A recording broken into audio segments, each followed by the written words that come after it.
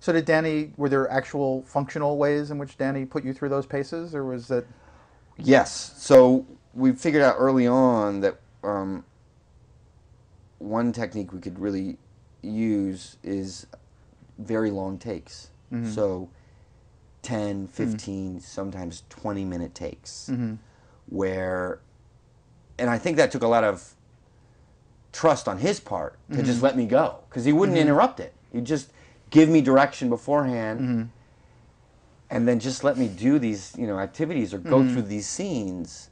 And it wasn't like, oh, at minute 5 I'll be doing this, and at minute 10 I'll be doing this. It was just, doing some of these things and just experiencing them. And then when, if it was a very physical scene, I would really get exhausted. And that would be real exhaustion. So then he would have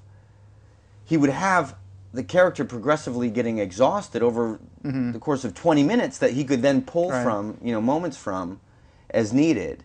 And so you just have a goal for what that was going to happen in that particular segment? Exactly.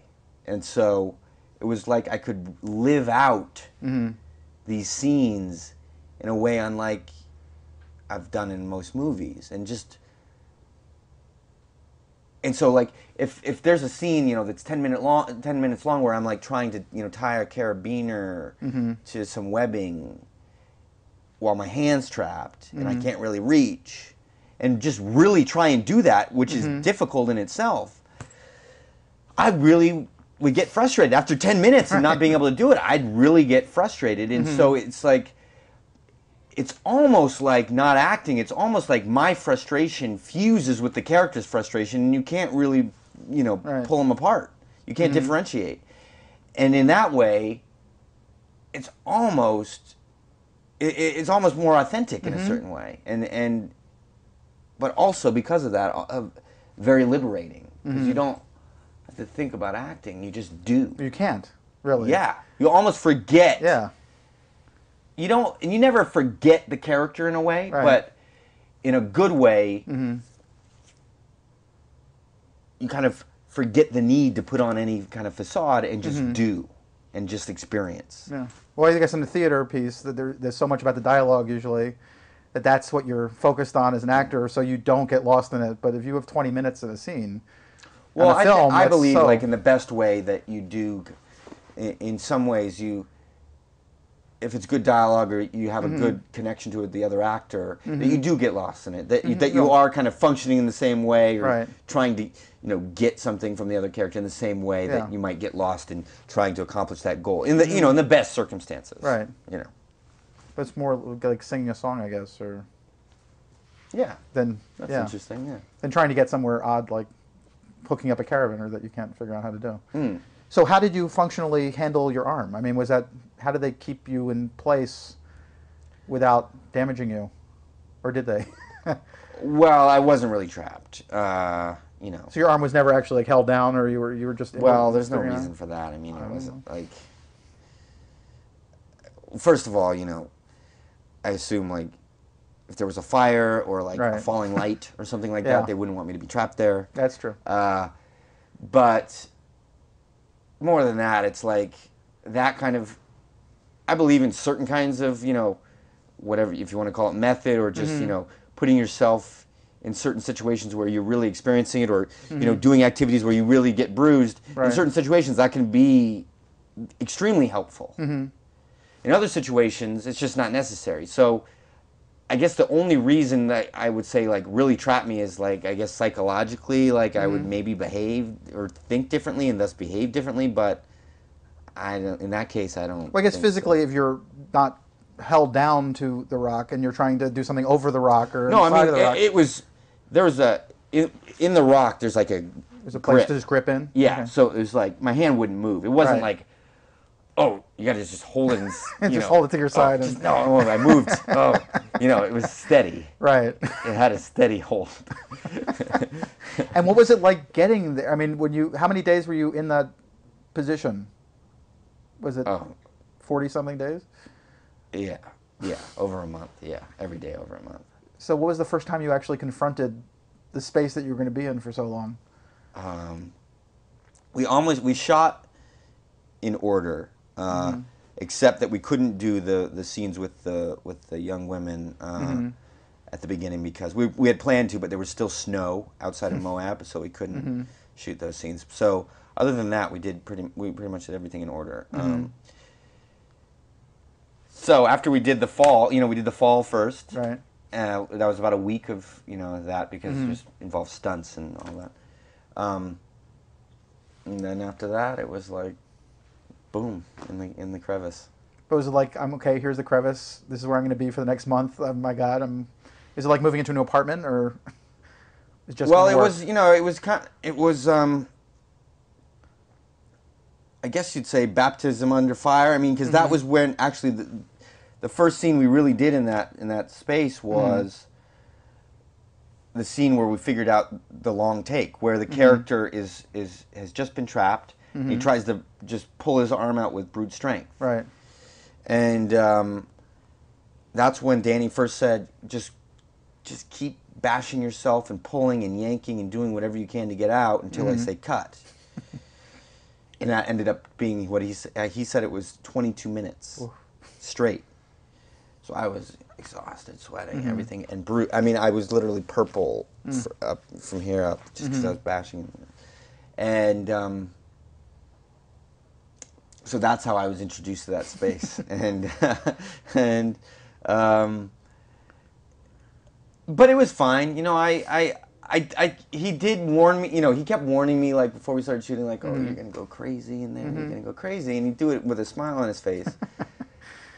And I thought it was, I've had directors say things like that to me before, and it's kind of I think it's their way of just saying, I'm going to really push you, and this is going to be intense. And I kind of thought, okay, it's just him just warning me, but I'll be fine.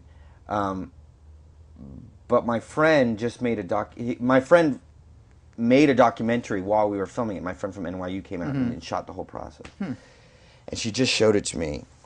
And in the documentary, there's a scene where we're about halfway through, and Danny's like, "How you doing?" And I say, "I think I kind of lost it yesterday." And so I guess it was taking a toll because it was intense. And I shot 6-day weeks, and it was just every day going back in there, and a lot of times it was even easier to stay in there while they did resets, and because halfway through the movie, the character, the makeup becomes more extensive. The character starts putting on, parts of his baggage to keep keep warm, and so it was just easier to stay in there than to come out, and so I spent a lot of time in that. So did Danny have to push you? I mean, was there that relationship, or were you just so there that you? No, I mean, I was after that first take. We realized what we could do. We realized, and so it kind of showed me how far I could take it, which I loved. And I think the only reason, I would ever hold back on a scene like that, like a really physical scene like that, is like if it's a director that needs to do a million takes. Right. All I said to him was like, I'll go till you say cut. I'll go forever. Just make sure you get it, because I'm going to be bruised. I'm going to be worn out, and the second take is just not going to be as good. So I'll give my all here, and I will physically harm myself. I don't care. I know it. I know I'll survive. It's not like I'm going to break any limbs or anything. Just make sure you get it. And so when I knew that was going on, it was like I could do it and just really throw myself into it. So once he got those 20 minutes, so in that sense, we kind of pushed each other. Where he realized, oh, I don't have to do this in small bits. Right. I can just do these long takes, and I'll have all of it. So were the long takes? Is everything really a first take, or most everything in the movie a first take? No. Or in the crevice, at least. We didn't do that many like alternate takes. Actually. I mean, did you stop for an hour and go back into the crevice, or after you had done a 20-minute thing and you're like I'm saying, like, was that the day?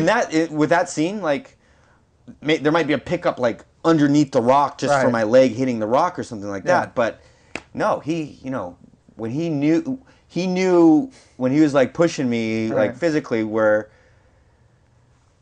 like there'd be things like, where the character early on like saws at his arm with Right. the dull blade. Mm-hmm.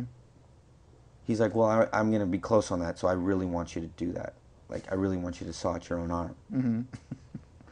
And I say, okay, I'll do it. Mm-hmm. But again, like, and he knew, like, we probably couldn't do multiple takes on that Right. because you can start, and I had bruises that, You're gonna start getting somewhere. And so it's kind of like that. Like, if there's certain takes, like, Right. you knew just physically we Mm-hmm. probably couldn't do too many, he would just be sure and get it, and then I would be sure to just Right. throw myself into it and really do it on Mm-hmm. the first day. But is your day on a picture like this, in a situation like this, 3 of those long takes, or is it, are you done when you're done? I mean, do you have to go recover from having done that? I mean, a scene like that, yeah. Yeah. He wouldn't make me do like an incredibly intense scene like that, 3 of those in a day. Right. So yeah, we do that, and then we do like chipping away at the rock or something. Find something later to fill the rest of the afternoon. Yeah. Yeah.